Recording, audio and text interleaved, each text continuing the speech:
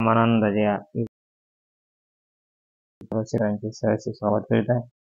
तर शेतकरी मित्र, बंगालच्या उपसागरामध्ये खूप असे पावसाळी वातावरण तयार झालं आहे आणि त्याचा प्रभाव हा कर्नाटक राज्य आणि चेन्नई या भागामध्ये, कर्नाटक आणि चेन्नई या राज्यामध्ये प्रभाव पडणार आहे.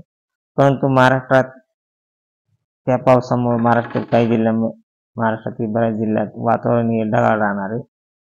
तर हे वातावरण पाहिलं असता 23 तारखेपासून नॉर्मल ढगाळ राहणार 23 तारखेला, आणि 24 तारखेला देखील ढगाळ राहणार आहे. परंतु शेतकरी मित्र, 25 तारखेपासून वातावरणात थोडा बदल होत आहे.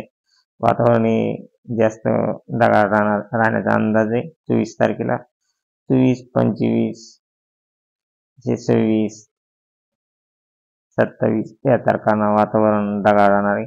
कारण जो बंगालच्या उपसागरामध्ये लो प्रेशर तयार झाला आहे, त्या लो प्रेशरमुळे कर्नाटक आणि चेन्नई या भागामध्ये पाऊस पडत आहे. त्या पावसामुळे महाराष्ट्रात वातावरण हे ढगाळ राहण्याचा अंदाज आहे. जवळपास हे वातावरण ढगाळ 30 तारखेपर्यंत राहण्याचा अंदाज आहे शेतकरी मित्र. आणि याचा प्रभाव हा 1 तारखेपासून वातावरणात खूप बदल होत आहे. आणि 1 तारखेला काही जिल्ह्यात महाराष्ट्रात 1-2 तारखेला पाऊस पडण्याचा अंदाज आहे. तर महाराष्ट्रात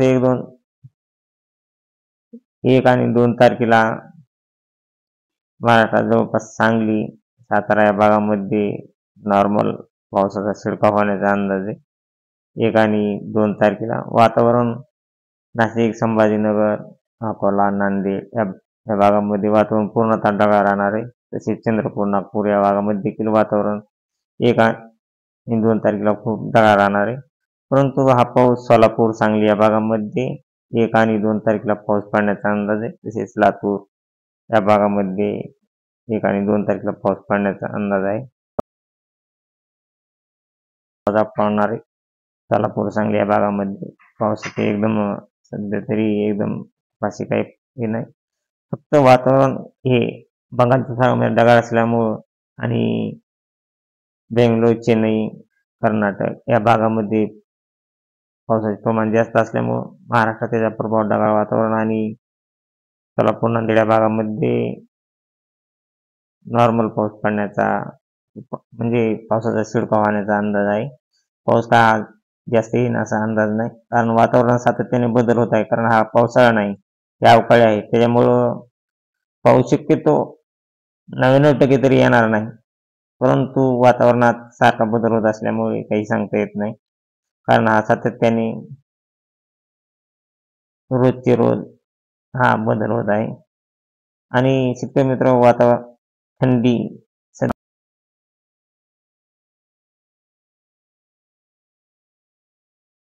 राहण्याचा अंदाज आहे. तर ही थंडी 23 तारखेपासून थंडीत एकदम खूप अशी वाढ होणार आहे. तर 23 तारखेला सकाळचे पहाटेचे तापमान हे 15°C राहण्याचा अंदाज आहे. आणि ही थंडी शेतकरी मित्र 24 तारखेपासून पहाटेचे तापमान हे 15 ते 16°C राहणार आहे. आणि हे प्रमाण तसेच वाढत वाढत 15° ते 14°C होणार आहे. आणि 29 तारखेला शेतकरी मित्र एकदम 14°C महाराष्ट्रात बऱ्याच जिल्ह्यात तापमान होण्याचा अंदाज आहे. ते 14 ते 15°C तापमानाचे जिल्हे आहेत जवळपास संभाजीनगर, अकोला, नागपूर, चंद्रपूर या नांदेड, बीड, नाशिक या भागामध्ये 14 ते 15°C तापमान राहणार आहे. आणि याच्यामुळे थंडीत एकदम खूप अशी वाढ होणार आहे. 29 तारखेपर्यंत खूप भयानक अशी थंडी पडणार आहे. तरी शेतकरी मित्र, ही थंडी तशीच वाढ राहणार आहे. परंतु परत 1 तारखेला नॉर्मल थंडी कमी होण्याचा अंदाज आहे, एकदम नॉर्मल 1 तारखेला. आणि ही थंडी, कारण वातावरण ढगाळ असल्यामुळे थंडीचे प्रमाण हे 1 तारखेला थोडे घटण्याचा अंदाज आहे. 1, 2, 3 या तारखांना वातावरण थंडी घटण्याचा अंदाज आहे. परंतु शेतकरी मित्र, 2-3 या तारखा आहेत. 2 डिसेंबरलाच फक्त पावसाचा अंदाज आहे. 2 ते 3 डिसेंबर आणि तिथून पुढे देखील वातावरण क्लिअर राहणार आहे.